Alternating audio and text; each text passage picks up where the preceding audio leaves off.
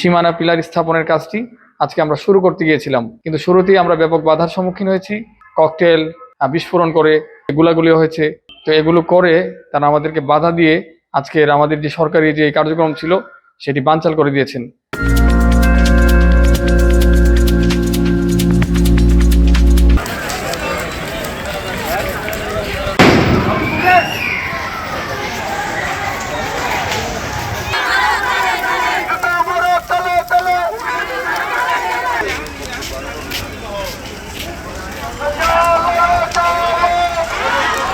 আজকে আমরা এসেছিলাম এখানে রেডিও করতে সীমানা পিলার স্থাপন করতে। আমরা এরকম সিচুয়েশন চাই না।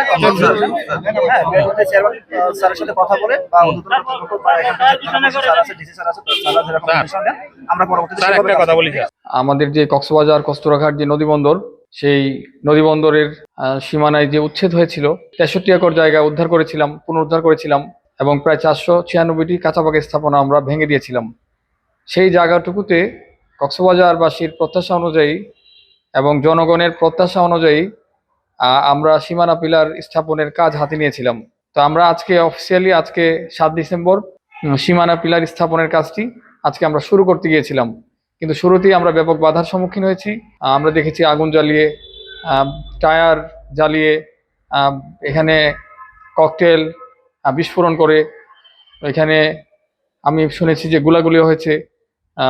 তো এগুলো করে তারা আমাদেরকে বাধা দিয়ে আজকের আমাদের যে সরকারি যে কার্যক্রম ছিল সেটি বানচাল করে দিয়েছেন।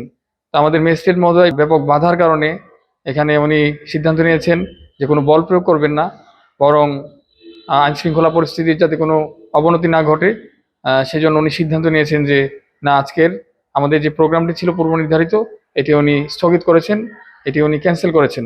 আমাদের যারা প্রতিহত করেছেন, যারা বাধা দিয়েছেন আজকের প্রোগ্রামে, যারা ককটেল বিস্ফোরণ করেছেন, যারা গোলাগুলি করেছেন, যারা আমাদেরকে কক্সবাজারবাসীর প্রত্যাশা অনুযায়ী এবং বাংলাদেশের জনগণের প্রত্যাশা অনুযায়ী তারা আমাদের সীমানা পিলারের স্থাপনের কার্যক্রমটি করতে দেয়নি, তাদের নামে আমাদের কর্তৃপক্ষের নির্দেশনা অনুযায়ী মামলা হবে, রেগুলার মামলা হবে আদালতে।